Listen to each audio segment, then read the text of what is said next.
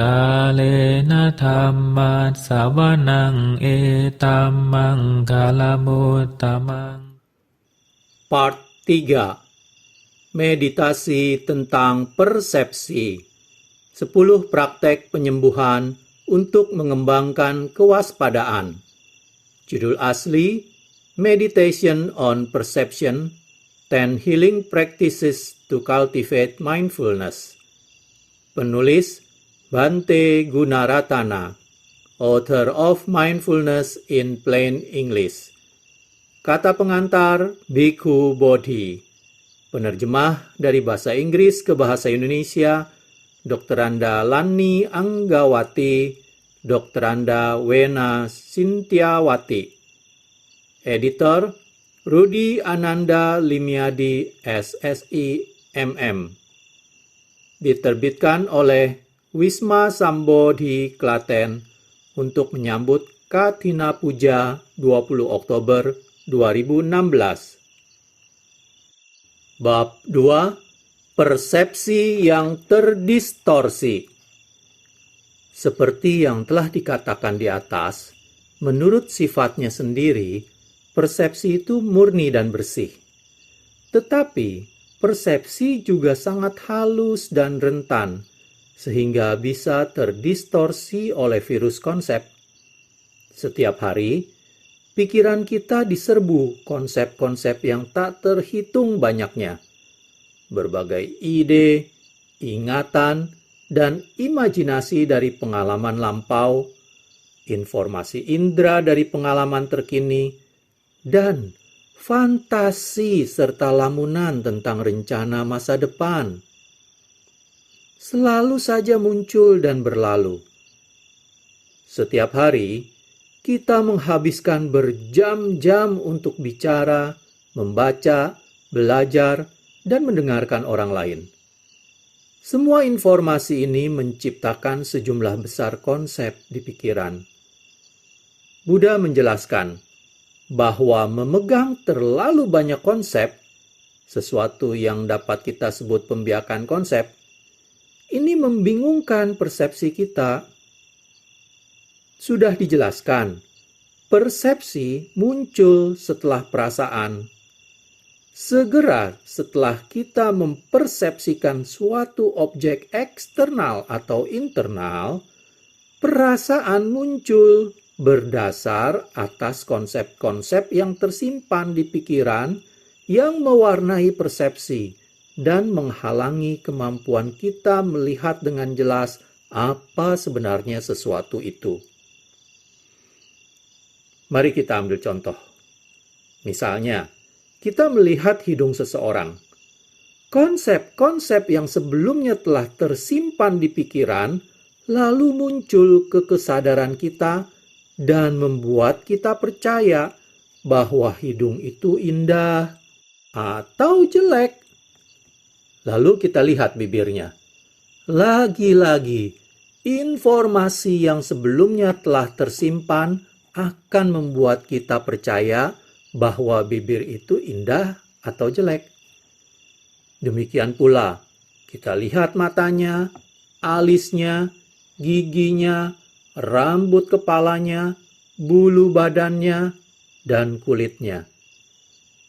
Pikiran kita telah menyimpan banyak konsep sehubungan dengan masing-masing objek visual ini.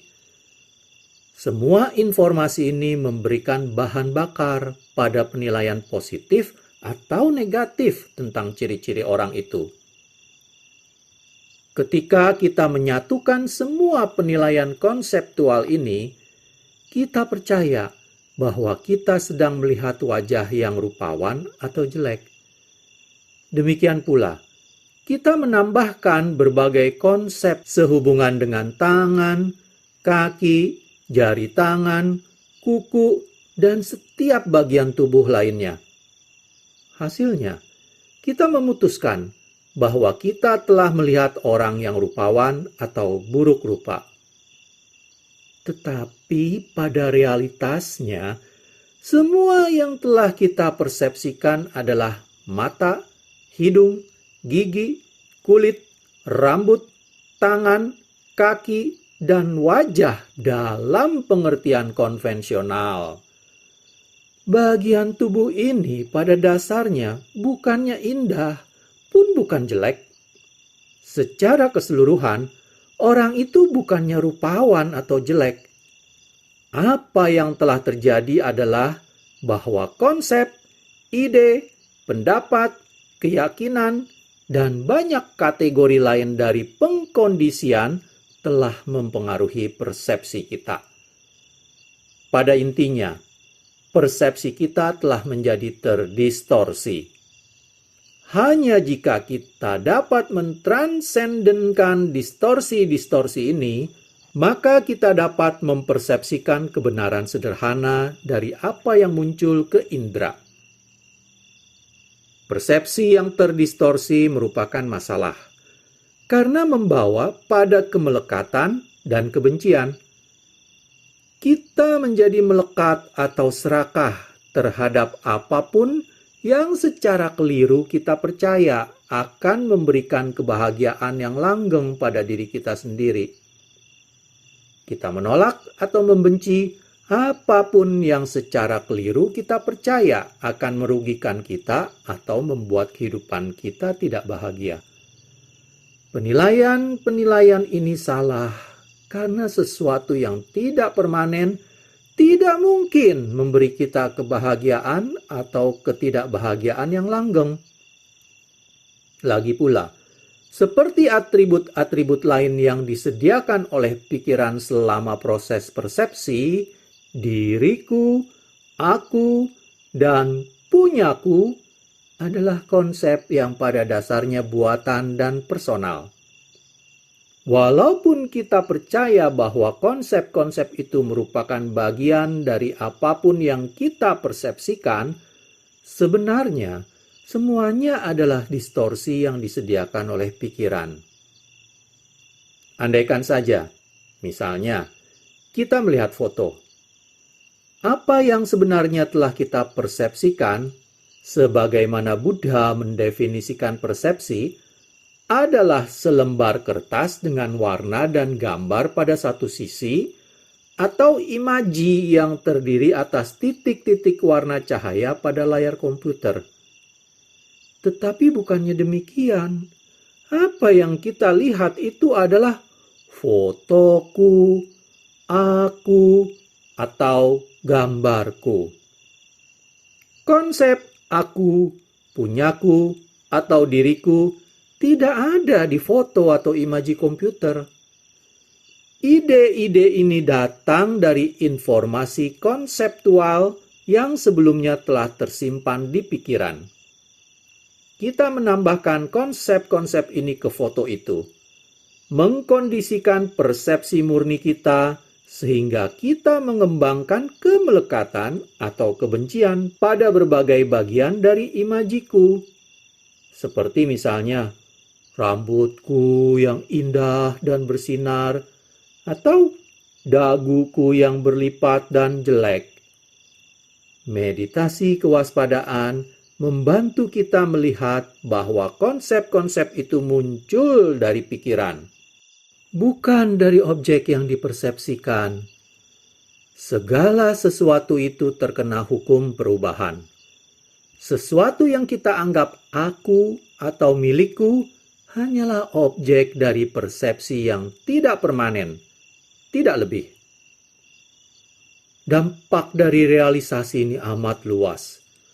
Berapa banyak masalah yang mencuat dari konsep negaraku dan agamaku. Bagaimana kita bereaksi ketika sesuatu mengancam salah satu objek atau orang di dalam kehidupan kita yang kita anggap milikku? Setiap jenis konflik, dari pertengkaran keluarga sampai perang dunia, berasal dari konsep yang terdistorsi. Para anggota keluarga berselisih karena sebuah karya seni yang oleh masing-masing pihak dianggap sebagai milikku. Perang pecah karena dua negara memperebutkan sebidang tanah yang dianggap milikku. Seperti hayalan. Persepsi yang terdistorsi itu seperti khayalan atau bayangan semu. Tertipu oleh suatu fata morgana. Seekor rusa berlari cepat ke tempat yang dipersepsikannya sebagai air. Ketika berlari, rusa itu melihat bahwa fata morgana yang seperti air itu masih jauh di depannya. Jadi, dia terus berlari ke sana untuk minum. Setelah dia bahkan lebih lelah dan lebih haus lagi, dia berhenti dan melihat ke belakang. Kemudian, dia melihat bahwa dia telah pergi terlalu jauh melewati air itu. Ketika dia berlari berbalik arah, dia mempersepsikan bahwa air itu ada di depannya. Jadi, dia terus berlari ke depan dan ke belakang sampai kelelahan dan ambruk ke tanah. Demikianlah persepsi yang terdistorsi itu bagi kita. Ditarik oleh kemelekatan kita sendiri, kita selalu memburu bayangan. Karena takut, kita lari menjauhi monster yang tercipta dari kebencian kita sendiri. Selama persepsi itu masih terdistorsi, kita tidak akan mampu melihat sifat alami dari apa yang berada di depan kita, yang semuanya tak lain tak bukan hanyalah kumpulan dari rupa, suara, bau, cita rasa, sentuhan, dan buah pikir atau konsep yang selalu berubah. Lagi pula, apa yang kita persepsikan itu tak ada yang memiliki suatu diri atau jiwa, dan tidak satu pun dapat memberi kita kebahagiaan atau ketidakbahagiaan yang permanen. Pada pokoknya, bila persepsi terdistorsi, kita mempersepsikan ketidakkekalan sebagai kekekalan, penderitaan sebagai kebahagiaan, sesuatu yang bukan indah pun bukan jelek sebagai indah atau jelek, atau sesuatu yang tanpa diri sebagai diri. Penderitaan yang kita berikan pada diri sendiri karena distorsi ini dijelaskan oleh suatu kisah di Sutta. Suatu ketika, seorang umat Buddha berusia 80 tahun yang bernama Nakulapita mengalami berbagai rasa sakit. Dia pergi menemui Buddha untuk mohon nasihat. Nakulapita berkata, "Saya sudah tua, Bante. Sudah dimakan usia, dibebani tahun-tahun, sudah lanjut dalam kehidupan, sampai pada tahap akhir, menderita di dalam tubuh, sering sakit. Saya jarang menemui yang terberkahi dan biku-biku yang pantas dihormati itu. Silakan yang terberkahi menyemangati saya. Yang mulia, silakan beliau mengajar saya, karena hal itu akan membawa pada kesejahteraan dan untuk kebahagiaan saya untuk waktu yang lama." "Demikianlah adanya, rumah tangga. Demikianlah adanya," jawab Buddha.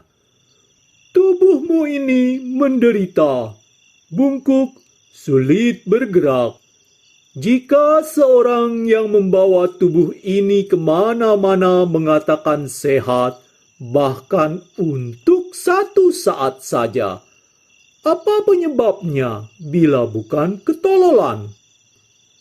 Karena itu, perumah tangga, engkau harus melatih dirimu demikian. Walaupun aku menderita di tubuh, pikiranku tidak akan menderita. Demikianlah, engkau harus melatih dirimu sendiri." Nakulapita Sutta, terjemahan Biku Bodhi. Nakulapita tidak memahami makna lengkap dari ajaran yang singkat ini. Tetapi karena rasa hormatnya, dia tidak bertanya lebih lanjut pada Buddha.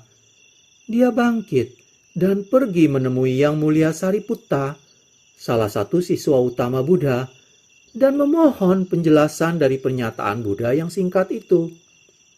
Yang Mulia Sariputta berkata, "Orang yang belum mengenal ajaran Buddha menganggap 5 agregat ini sebagai dirinya.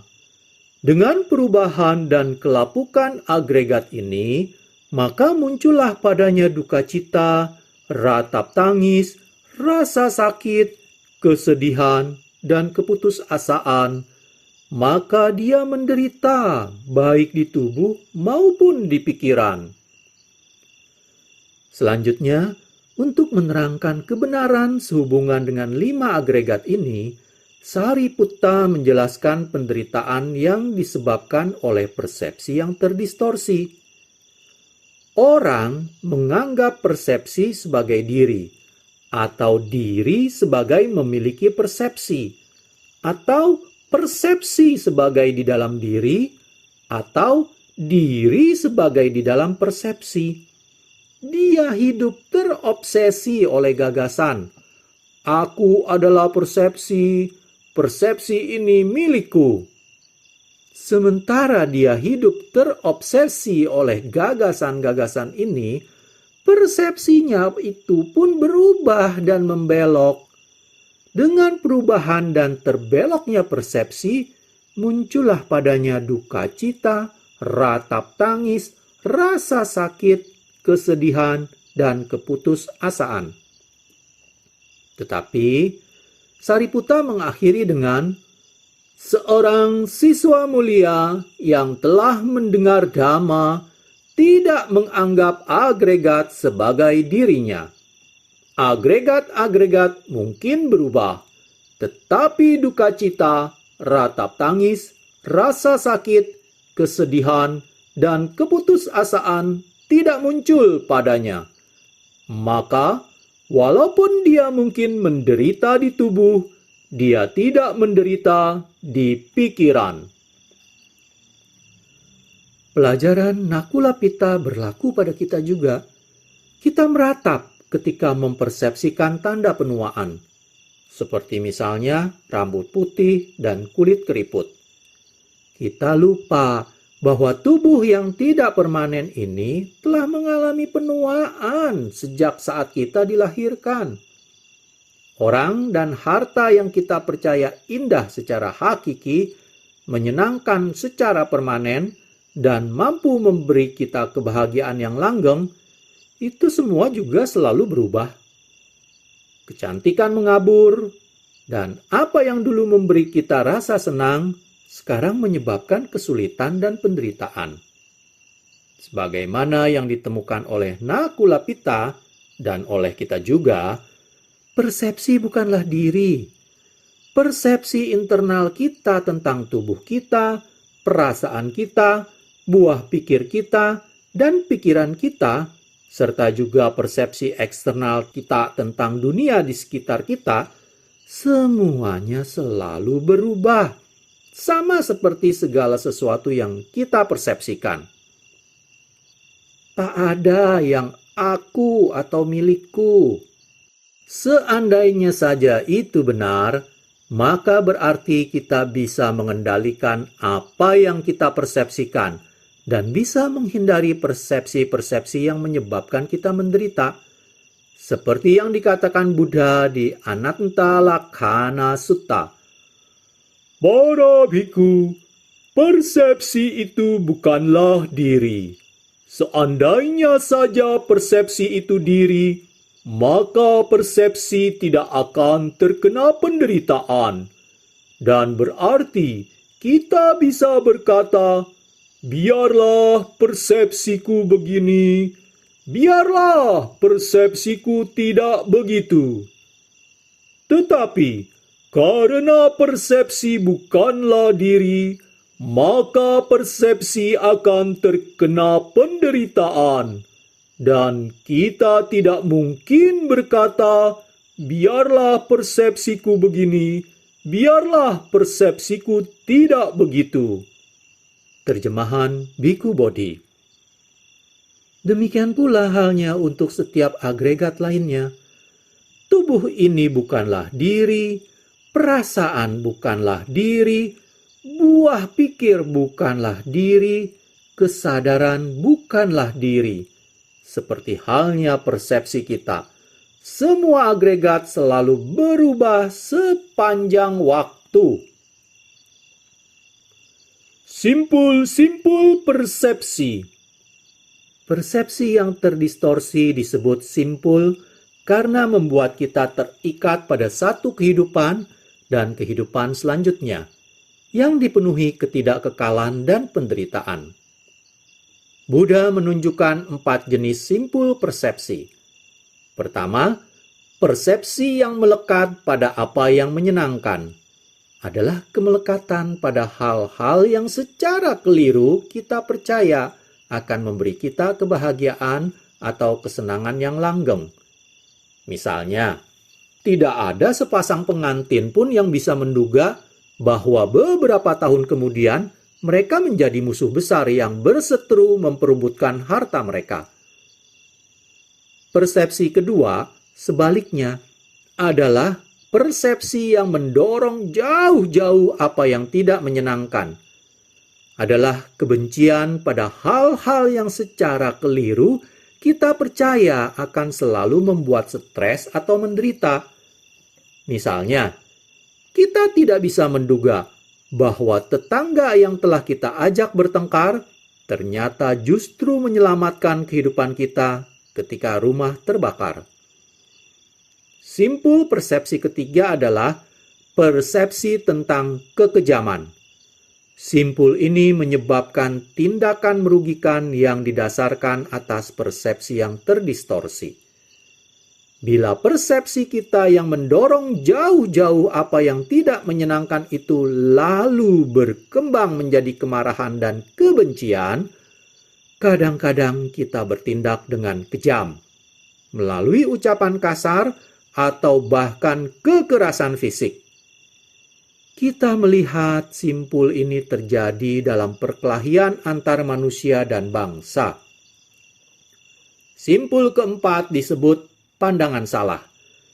Pandangan salah, atau yang kadang disebut ketidaktahuan, mengacu pada persepsi kita yang salah, bahwa manusia dan objek itu bersifat permanen, bahwa mereka bisa memberi kita kebahagiaan atau kesengsaraan yang langgeng, dan bahwa mereka memiliki suatu diri atau jiwa. Dapat kita katakan bahwa pandangan salah terletak di akar setiap jenis persepsi yang terdelusi. Mudah dilihat mengapa simpul-simpul persepsi ini menghalangi kemampuan kita untuk membebaskan diri sendiri dari satu kehidupan ke kehidupan lain, dari ketidakkekalan dan penderitaan. Karena simpul-simpul inilah, maka kita terlibat di dalam tindakan yang merugikan melalui tubuh, ucapan, dan pikiran.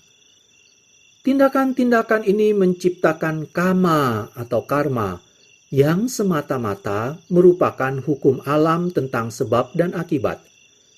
Jika sebabnya negatif, akibatnya pastilah negatif juga.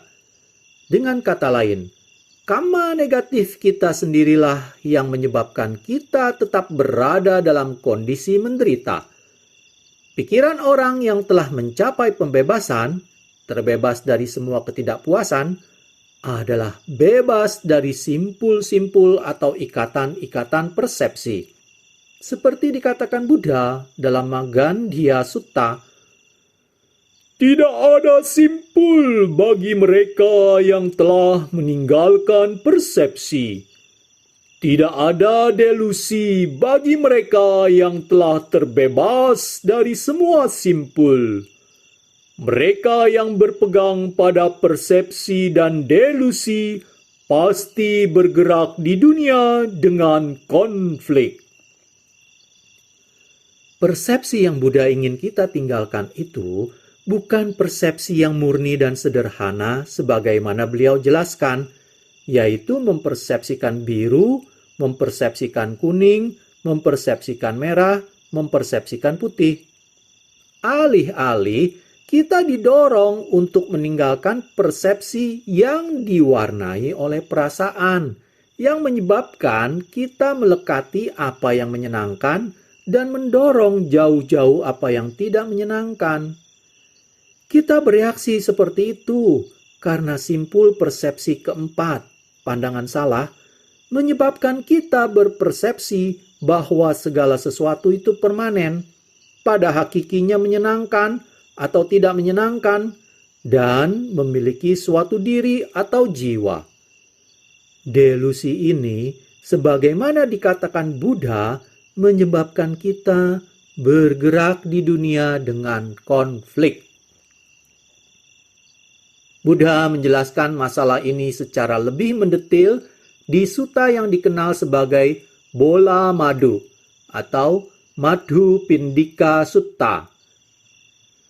Pada waktu itu, Buddha sedang berdiam di dekat Kapilawatu di Taman Beringin. Suatu malam, seorang biku bertanya, "Bante, apakah doktrin di mana orang tidak lagi bertengkar dengan siapapun di dunia, di mana persepsi tidak lagi mengobsesi?" Buddha menjawab sebagai berikut, "Biku, sehubungan dengan sumber di mana persepsi dan gagasan yang terlahir dari pembiakan mental mengganggu seseorang, jika tidak ada yang ditemukan di sana untuk disukacitai, sambutlah dan peganglah.